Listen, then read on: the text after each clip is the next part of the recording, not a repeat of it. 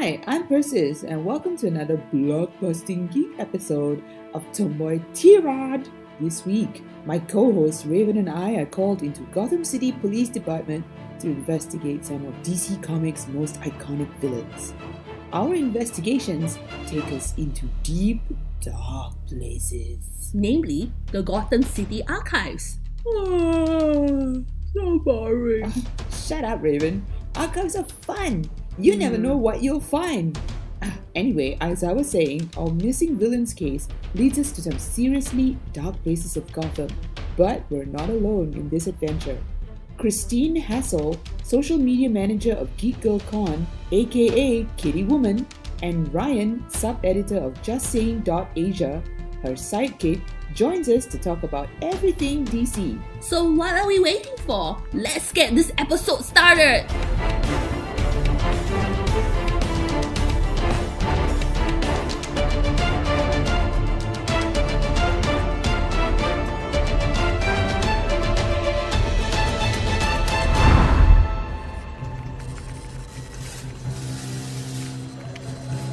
There's nothing, absolutely nothing here that'll give us the lead on where Dr. Crane, Dr. Harrison Wells, and Papa Midnight have disappeared to.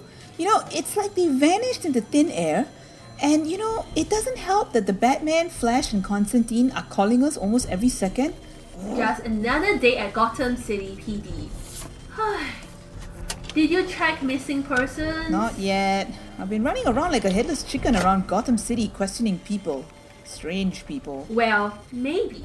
If you have told them we are also from Tomboy T-Rod, Asia's biggest and only all-female English comedy chat podcast, they might just tell you something. I did. I even told them it's not pronounced tirade or tirade, but T-Rod, the way we like to say it. And you know what? It didn't even move a rock amongst these people. Gotham City is just an evil, evil, dark place with people living under some blanket of fear. I can't even move around without feeling I'm being stalked or watched by someone. Well, Persis, you're almost half blind anyway. You have super bad eyesight. You could have just missed something in this case. Whatever. Oh God, here we go again. Porn lines ringing again, off the hook. Hey, if it's Batman, tell him Alfred just picked up his cape from the laundromat. Yeah. Detective Persis, Gotham City PD. Detective Persis, it's me, Christine. Kitty Girl, long-lost cousin of Catwoman. Yeah, I know who you are. Hey Raven, it's Kitty Girl. What? So, Kitty Girl, what's up? Get the squad out of there, now. The Flash is in pursuit of Dr. Harrison Wells, who is the Flash in reverse. Shit, where are they now? A couple of miles away, which should be any moment now. Get to Wayne Tower and meet me there in half an hour if you can. Hurry! Okay. Raven, set the alarms off now! Good Flash and Bad Flash are heading right here! What? Just do it now! Okay, don't scream at me! Kitty Woman, get to safety. We'll meet you at the back. Roger that. Please evacuate this building. They're here! Duck! I don't know who you are. Well, you do, Barry. We've been at this a long time, you and I. But I'm always one step ahead.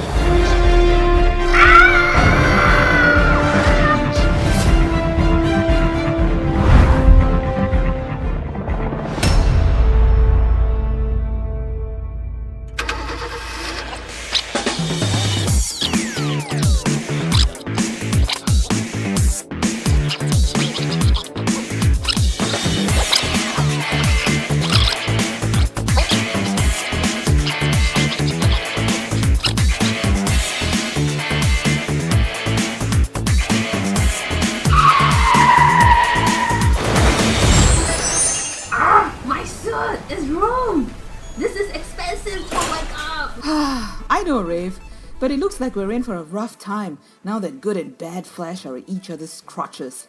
Well, at least we have Kitty Woman on our side. And me. Huh? Who are you? Yeah. I'm Ryan. Kitty Woman, Christine's sidekick. Besides being a fanboy of DC Comics and comics in general, I also help her out on superhero Comic-Con missions. Do you have an alias? Because Ryan doesn't really capture a very superheroic moment. Actually, he doesn't need one. The less conspicuous he is, the better equipped he is for that superhero sidekick work. But it's so boring. Come on. Yeah, you need an awesome name. Yeah, speaking of which, your comic book heroine name is awesome. So tell us more about yourself, Christine. Let's see. I am a first-generation Filipino-American who lives in Seattle. Growing up, my mother didn't let me watch much TV. So Yay, Philippines! Yeah, Mom, Philippines that doesn't let you watch TV. Yeah, I can relate Represent! to that. Totally. And guess what I'm working in right now? Yeah. Never mind. Sorry, we derailed you. It's fine. But she did let me watch a lot of PBS, so I got to watch a lot of Sesame Street.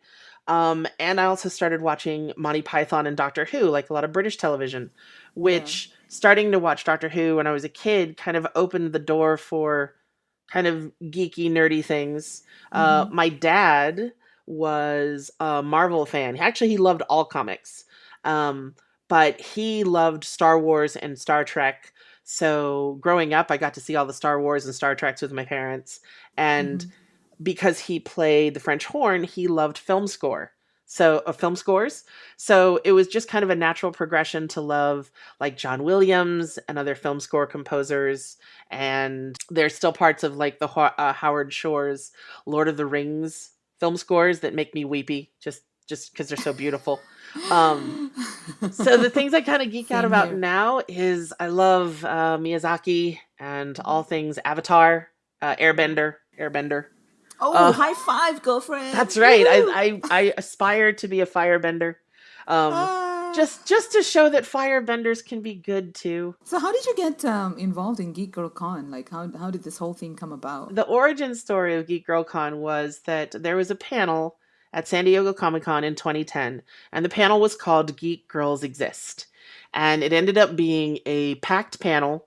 And after the panel was over, a lot of the women and folks just kind of stayed around afterwards and started talking about, wow, look at all the female nerds and geeks, and look how we're kind of here and we're part of the fandom, but kind of been marginalized for so many years to kind of go, oh, you don't read comics, you're buying it for your boyfriend or your husband, or, oh, you can't play video games, so on and so forth. So after that panel in 2010, a bunch of people started communicating through social media, and that's how Geek Girl Con started. That's so cool, yeah. So the first convention took place in October of 2011, and I attended, and it was so cool to see just the diversity. So just the diversity of seeing so many female geeks, and also seeing people of color. So seeing not just white nerd men, but just seeing, I was like, wow, there's Filipino nerds, and there's, wow, we are everywhere. This is fantastic. So Mabuhay! That's right. So just kind of it was 2 days of really being validated that you saw people of all different ethnicities. You saw people of, gay, lesbian. You saw just there was so much diversity and so much intersectionality that it was amazing. So I got involved with the convention, or I got involved with the organization basically a couple of months later. So I've been with them since 2011. And every year we've had a convention. Is it getting bigger? Is it getting interest from girls outside or women outside of the United States? Yes, we have actually two. Last year or the year before last, we actually had several volunteers come because they were fans of our convention. They came as far away as Australia to volunteer. And we're getting more recognition kind of throughout the United States and globally. One of the cool things, and I'll stop talking about Geek Girl Con, is we had Gail Simone come. And nice. She did something that you wouldn't really have her do, say, at another convention. She basically was, at signing tables and meeting people. And she kind of put the word out and said, if you are interested in getting into comics and you have a portfolio, why don't you come bring it and I'll take a look and I'll tell you like what you need to work on. And that kind of face-to-face time, you probably could never get it like San Diego Comic-Con or New York Comic-Con just because it's so big and it's so huge. But at Geek Girl Con, we have this definite sense of community, and it's small while at the same time being 6,000 people and 7,000 people over a couple of days. So how can you attend Geek Girl Con? We are selling passes. Our convention this year, it's our 5th convention, and we're really excited about it because it's kind of a milestone, 5 years for us. It takes place October 10th and 11th. And if you go to geekgirlcon.com, there'll be a little button right at the top, buy passes. And every year we sell out either the day of when the convention opens, or we sell out before. So we very, very gently recommend that people buy those passes, because we have folks that walk up and they're like, "Oh, you're sold out," and I'm like, "Yes, we are." Yeah. And where can we find you on social media, as for yourself and for Geek Girl Con? Oh, sure. For Geek Girl Con, pretty much anywhere online, you can find us at Geek Girl Con on Tumblr, LinkedIn, Pinterest. We're everywhere. Okay. And for me, you can find me online anywhere you can find German City Girl. So one word, that's me. Let's hear more from our second guest, Ryan. How did you end up being the official superhero sidekick? Well, it's really simple. I got bitten by a radioactive comic book, which is completely a lie. Oh. Wait, so your parents didn't die? No, that's exactly what makes me unique. My tragedy is that my parents did not die. So they actually, set a curb on how much I can spend on comics. Yeah, so how do you get into this whole comic book writing besides just being a superhero? And because you're a comic book writer, right? Yep, I write comic books. I'm also the sub-editor for JustSaying.Asia, which effectively makes me a sidekick even in my day job. Nice. Well, as comic book fandom goes, I'm actually a bit of an insult to the family because I started off as a Marvel fan. Yes, I was brought up on Spider-Man, X-Men, and a pretty good dose of Spawn. And it was watching Bruce Timm's Batman animated series that actually converted me to DC. Yeah, that was a very groundbreaking cartoon, wasn't it? It was just it was time. It was actually sick. In so many ways. I loved it. Sick. It was badass. Exactly. and I think the comic book character Harlequin actually was an original creation from that cartoon series. So where are you at now in terms of comic books? What kind of titles are you working on? I mean, I do love noir. I love the detective stuff and all that, but yeah. For me, when it comes to comics, at the end of the day, it's all about men who can fly. Which is ironic because my first character, Salvation Sam, can't fly. Well, I like this. I like Salvation Sam already. I actually saw a bit of the artwork yesterday. And tell us more about Salvation Sam. How did the whole idea for Salvation Sam come about? That'll be interesting to hear. Right. So I have a friend named Sam. Yeah. And usually on weekends after graduation, whenever we want to meet up, he'll be like, "No, man, I can't because my mom's church is having a fair and I need to go help out over there." Right. So me and my other friend eventually came up with the theory that Sam wasn't actually going to church. He was actually, by day and night, a superhero named Salvation Sam. Okay. Yeah, as to why Salvation, it's because, and I kid you not, that's Salvation Army is exactly where we bought our prom attires. No, because we needed a tie, and well, logically speaking, were we ever going to wear a tie again? Yeah, so $2 ties. Okay. I love $2 ties. Economical, functional. Yeah. Well, it gets you into places, so, Exactly. I wouldn't discount your $2 tie. I wouldn't discount the $2 tie. We got it. We got it. You can just claim that you're recycling or you're upcycling. Yeah. Yeah. And speaking of ties, I think we're in a little bit of a tie ourselves because we're here at Wayne Tower. I mean, shouldn't we be tracking down where all these missing DC Comics villains have gone to? I mean, Dr. Crane and Papa Midnight can do some serious damage if they're not locked up. Well, that's why we're here. This is Bruce Wayne's secret archive. Here's where Alfred, Lucius Fox, and Harvey Dent keep highly confidential information about every villain in the DC Comics universe. This should be fun, Kitty Woman. Digging through more files, that is. Oh, I wish the Flash was not so occupied so he can help us see through this whole pile of crap. Yeah, not my cup of tea. Well, lead the way, Christine. We still have a lot to talk about on this DC Comics themed episode of Tomboy T-Ride. Yes, which also includes our news highlights for the weeks and breaking down 3 of DC Comics' most famous comic book titles on television today: The Flash, Gotham, and Constantine. Sounds good. I'm ready to plunge in. Let's go.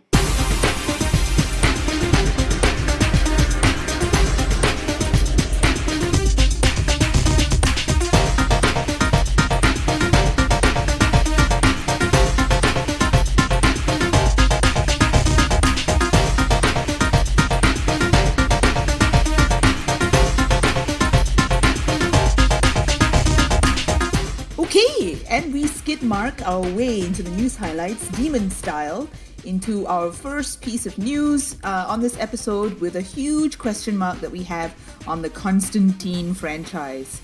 Don't even get me started. With the rising darkness, we gotta stop this thing before it has a mind to kill again. Being possessed by the spirit of a child. That entity inside is controlling her. I'm here to exercise an evil spirit.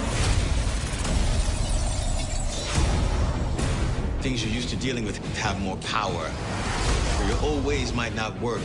I bind you to your rightful place! Constantine. All new. Friday at 10/9 Central after Grimm.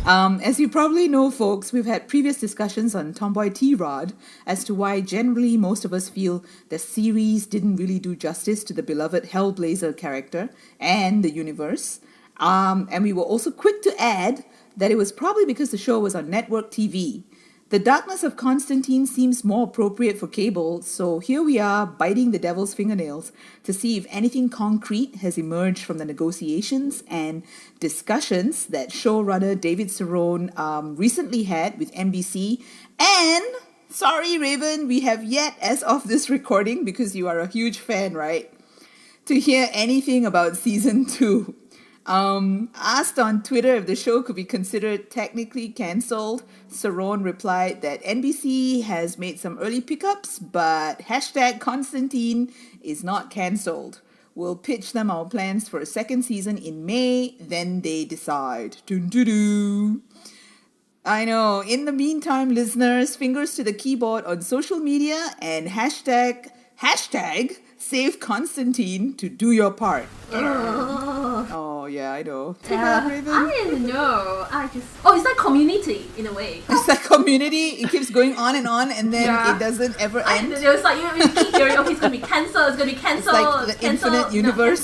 Cancelled. 5 seasons and a movie. Yeah, 6 seasons. 6 seasons in a movie. Hey, yeah. miracles do happen. Yeah. And they've gotten the 6th season already. Yeah.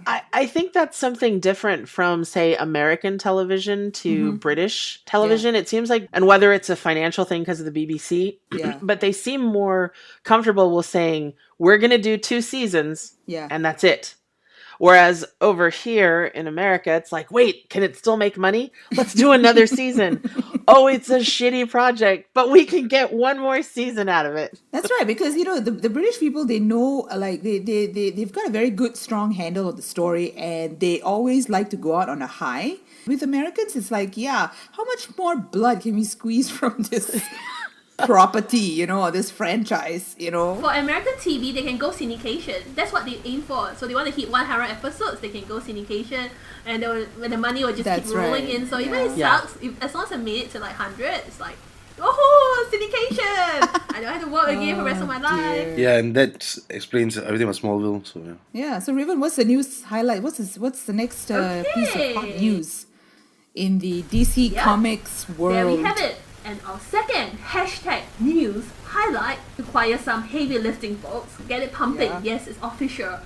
DC Entertainment is leaving their building at 1700 Broadway in New York. Could you believe Yes. it? To move on and heading to the Burbank to join Warner Brothers, their parent company. Why? It's a convergence like no other. Marvel Comics' cheeky response to the move is with a Guardians of the Galaxy heartbreaking video. It's Rocket tearing up. Yeah, it was a "Why Me" video. Remember, like. I'm actually not sure whether it was cheeky though. I think it was actually quite sincere. Yeah, this was really funny. I thought it was really cute. But at the end of the day, I mean, they've all shared so much of creative talent. I think it sucks for the both of them. Yeah. And also, I mean, honestly, the two of them have got a very symbiotic relationship. They need each other. They do. Yeah, you can't have one without the other. It's like Pride and Prejudice. Mr. Darcy meets, Elizabeth. It's a Well, love it's a more story. interesting love story than Titanic. So It's the biggest love-hate story. yeah, in fact, there's so much in sync right now. You've got convergence happening, and you've got secret wars happening by side. Yeah, I don't know what they're doing because, there's just so many titles that are coming out in the next 2 months. I think the fans are going to be like, what the hell is happening? Aren't they supposed to be moving? There's just so many things. What is this? Are they spewing all the shit that they didn't want to release prior to this Yeah, move? well- And then they realized, oh, we have all this shit, let's just, dump it on people for the next 2 months. That actually sounds very possible. Yeah, it's like they opened up their vault and they were like, oh my God, we have all these things. Get them out to the public now. Let's make money while we move. It's like they're having a garage sale. That's They're like, right. oh, we're moving. We can't take it with us. Let's have a big fire sale. And then no one will notice that we move cross country. You're so right. Yeah. Exactly. Woohoo! Bonfire night. Let's all gather around the campfire and talk about what we had in the vaults. That's true.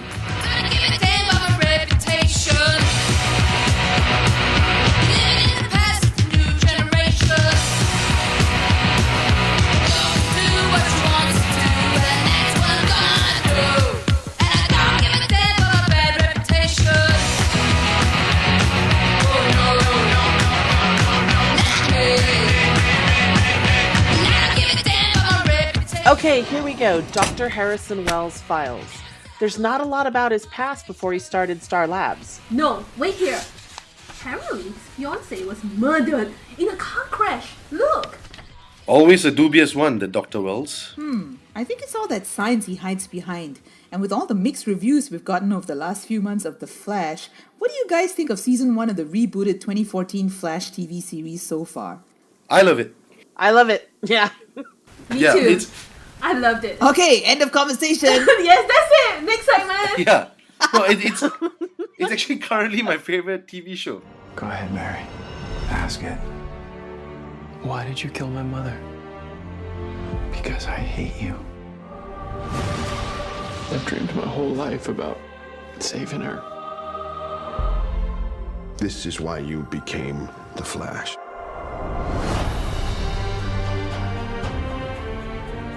There's no choice here, Barry. You have to do this.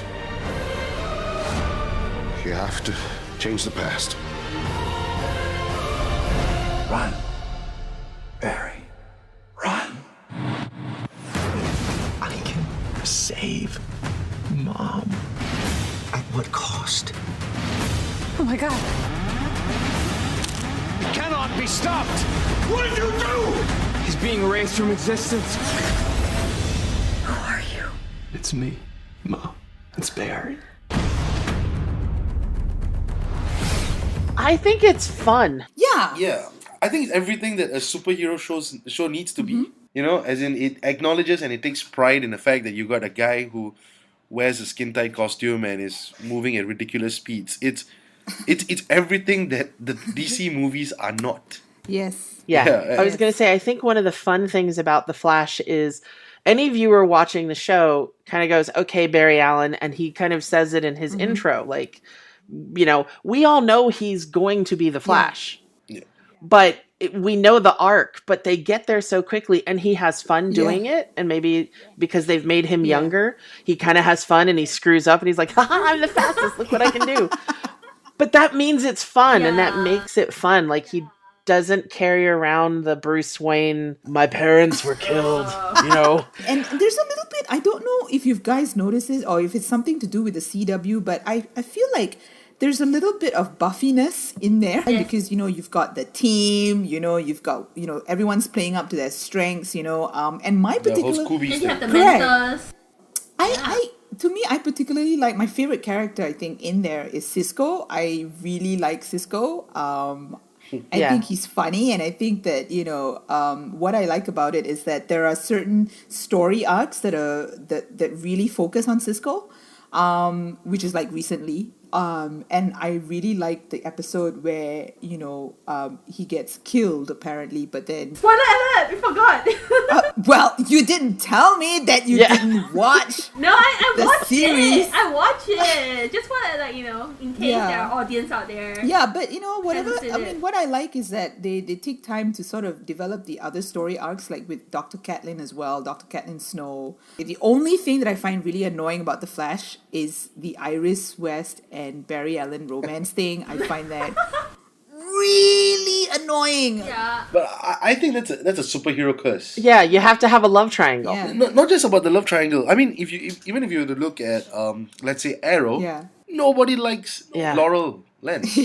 No. If you were to look at No. Smallville, nobody Poor liked Laurel. Lana Lang. That's right. Yeah, it just seems to be a curse. In fact, starting right from I would say maybe Batman and Robin, all the way till Iron Man, I don't think any superhero show has actually had a proper female lead. Yeah. Yeah. One that you could tolerate. I mean, oh my god, when it came to Spider-Man, No. Kirsten Dunst.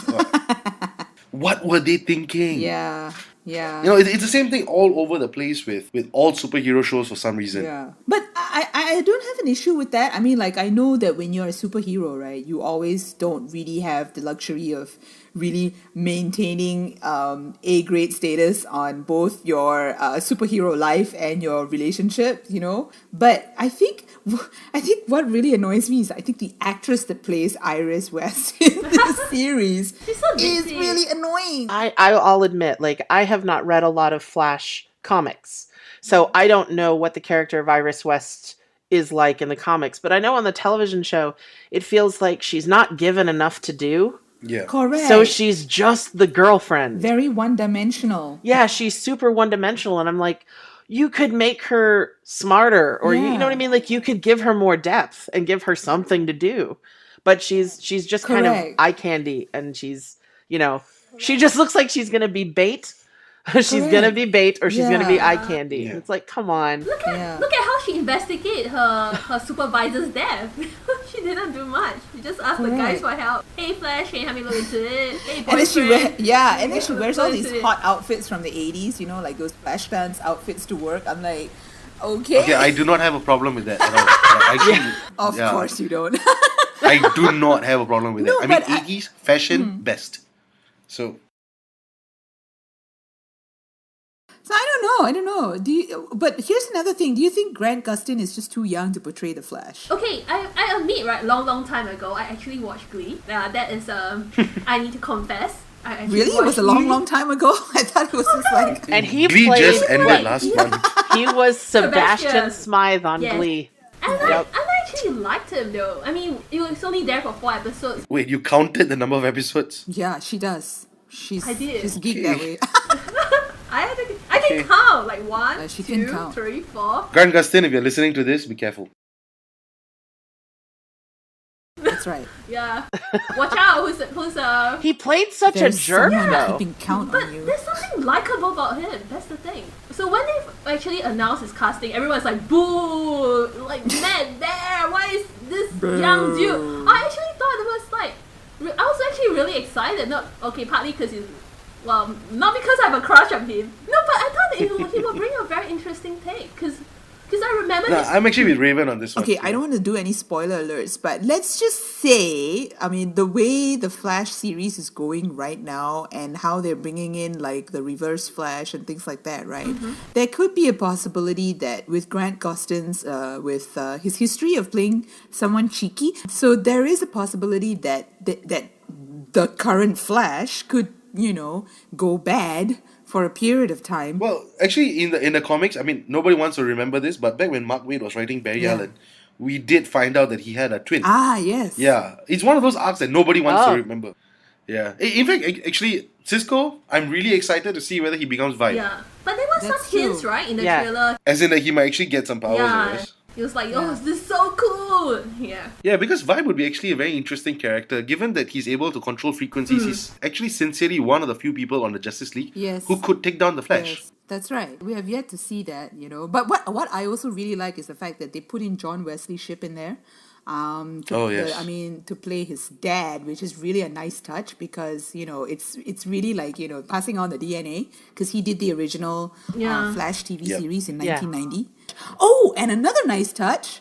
Mark Hamill. Yes! Mark Hamill. Famous line. Yes. No spoiler alert. Trickster. but Spoiler alert. Can we spoil it? That's the key word, right? Clue. Mark Hamill. Not gonna say anymore. The Clue. The Clue. Episode 5. Yeah. I don't know. Mark Hamill as the trickster, for me, what was a way of CW saying, you know what, this guy, he's the real Joker. That's right. Right? Oh, yeah. Right. He'll always be my the Joker. Joker, man. Seriously. But does this mean that he went to the dark side? from DC to Marvel? Yeah, actually. Actually, Mark Hamill will be one of the two people playing on the two biggest franchises right now. Yeah. He's playing both sides. He's a double agent. Well, if anyone's read the comics, you will know that Luke Skywalker did spend his time as a double agent. Yeah, that's right. So he's playing up to his strengths. Yeah, so when he wasn't checking the converters, he was reading comics on Tatooine because there was nothing to do on that planet. It's kind of boring,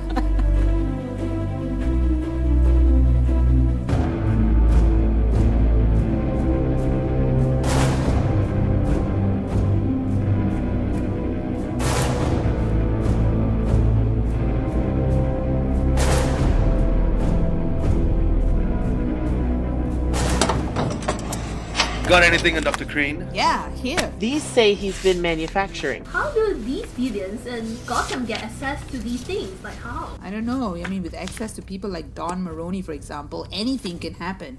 I won't even step foot into Arkham Asylum, guys. Speaking of Arkham, it says here that a month ago, patients were experiencing psychotic episodes during a study. I bet that study was done under Dr. Crane. Exactly. Do you think they're holding up at Arkham? I wouldn't be surprised since it houses some of the world's most iconic comic book villains in history. And speaking of iconic, I know that Ryan, you have a lot to say about this.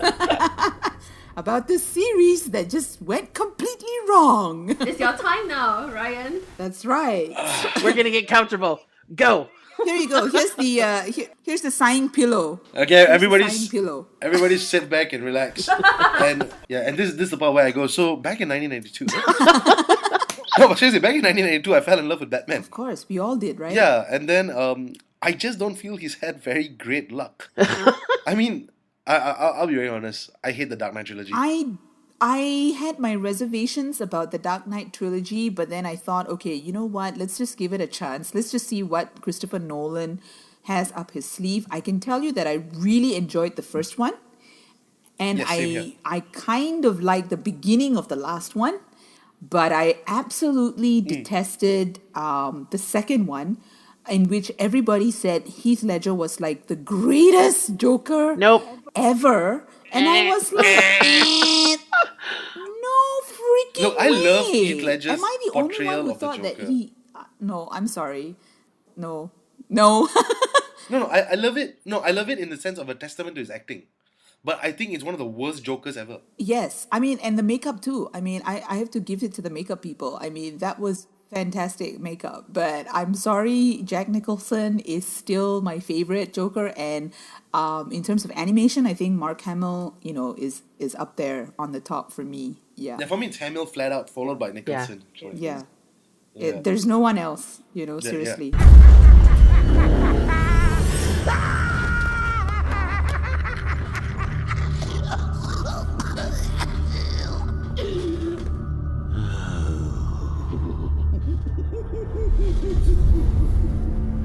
Batman Arkham City is essentially a character-driven experience. So the most important thing is to have the right voices for those characters.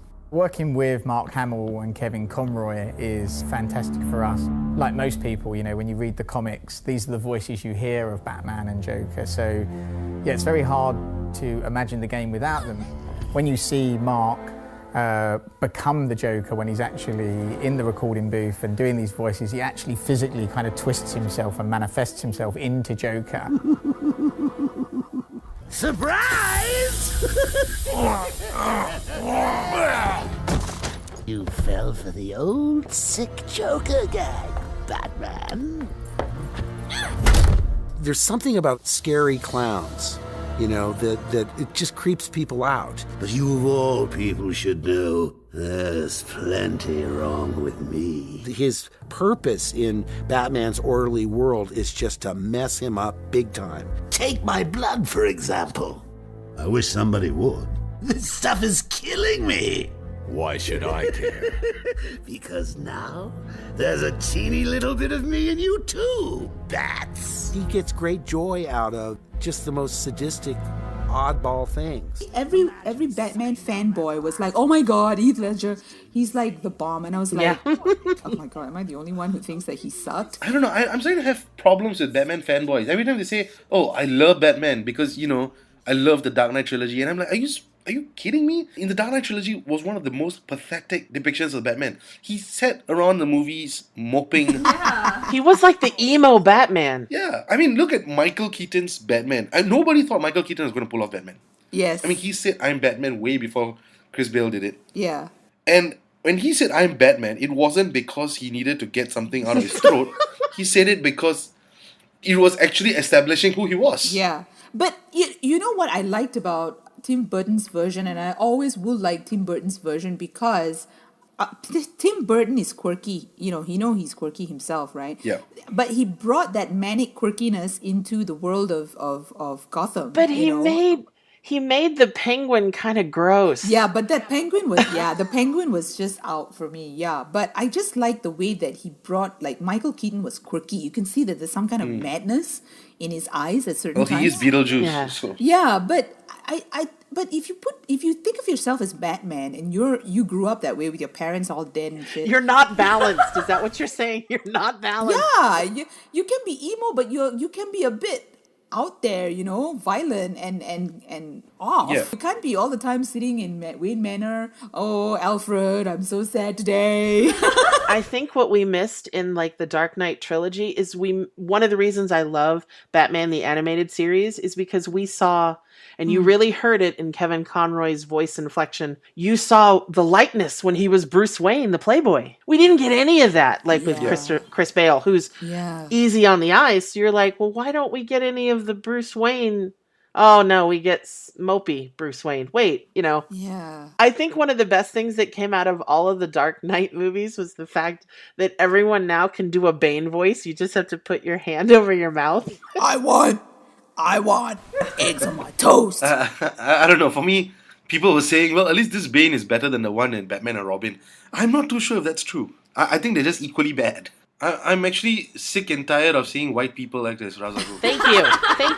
Thank you. In fact, that is my only gripe with Arrow. Yes, that they cast an Australian, a white man. Yeah, because, I mean, okay, in fact, I got really excited because there were rumors that they were going to cast Oded Fehr. Oh, he'd be perfect. Sorry. Exactly. Oded Fehr would be the perfect Ra's al Ghul. He looks it, you know. And then you got this guy. I mean, I don't know. First you got Jake Gyllenhaal doing Prince of Persia, and now you got this. Oh, that reminds me of that film. But back to Gotham. Yes. I mean, let's talk about why Gotham the TV series has not taken off as well as The Flash, and what are the things you guys find so wrong with it? You're all too young. I'm sorry, but the first 10 episodes of Gordon going down to report to Mr. 10-year-old on his parents' death and stuff. I mean, come on, man. You're like a police officer. Do your job without meeting up the kid every day. Not only that, why is Bruce Wayne the kid sitting in Wayne Manor, putting up a corkboard full of newspaper reports, good Lord, which he has been looking at for the last 9 months? I mean, like, given that this usually TV series lasts like 9 months, right? And I'm taking it, you know, in real time. He's been staring at that board for like 9 months, and then going out on camping trips, and then falling down hills, and then crying on Alfred's shoulder. I'm like, oh my god, I can't take this Bruce Wayne anymore. No, but this is the Bruce Wayne that's going to grow up to Christian Bale. Exactly. Yeah. Which is where they, yeah, there's a lot of signposting from Nolan's version, which I completely abhor. Exactly. I love Michael Caine as an actor. Like, I love everything he's done. I agree with my husband that both of us could not stand how he chose to voice Alfred. Mm-hmm. To me, Alfred Pennyworth being a butler and a valet and being kind of posh. And a former soldier who served in the Yeah. Royal Army. Yeah, was that in the Nolan continuity? In the Nolan continuity is played by Michael Caine, who gave him a very kind of working class British Cockney. accent. Yeah, Cockney like a accent. Cockney, instead of being like Alfred, like Ephraim Zimbalist Jr. in the Yeah, cartoon, yeah. where he's very posh, you know? Yeah. No, this one is a complete. I'm from South London. Yeah.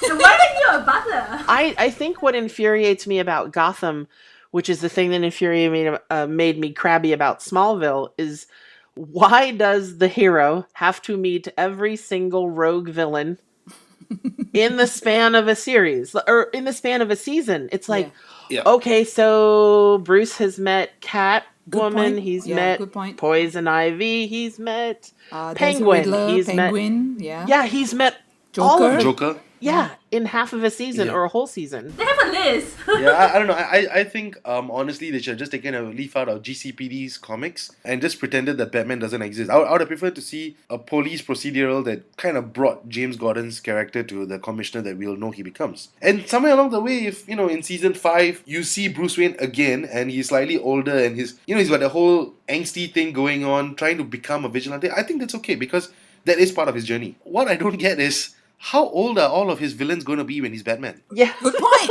Great point. Correct. They'll like we mentioned earlier. I think you said that they're all going to be in an old folks' home, Yeah. riding the wheelchair wave. Yeah, Bruce Wayne's going to break into like Arkham Geriatry or something, and he's going to be all like, "You there? I beat you today." Yeah, or you there. Let's all play bingo and see who wins. Yeah, this is why he had to find a League of Assassins. He needed to learn how to play bingo.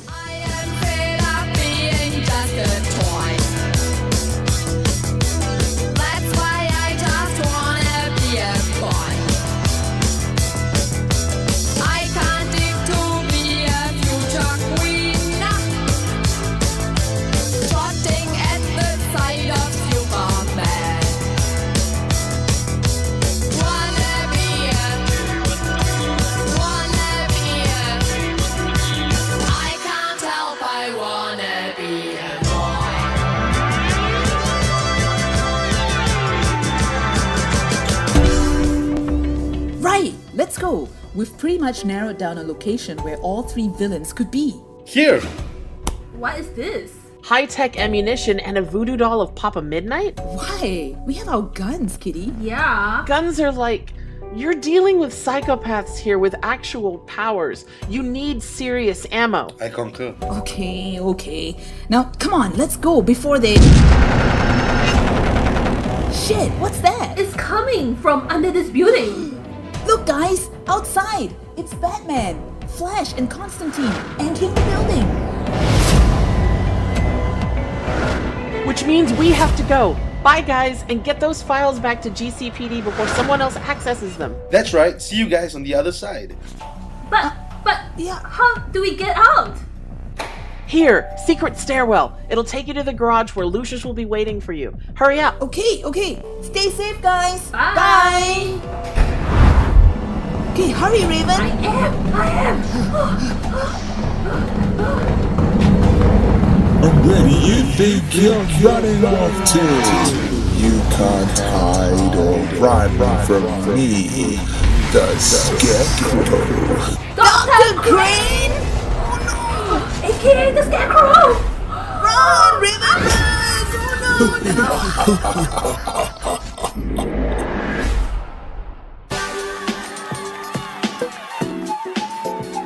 Oh man, I think I'm still seeing things. Oh, well, that's the end of another explosive episode of Tomboy T-Rod. Thanks for listening, folks. If you enjoyed this episode of Tomboy T-Rod, don't forget to subscribe to the show on iTunes and Stitcher. And of course, please give us feedback, people. We've also got a great website with everything you want to read about being a tomboy in today's world.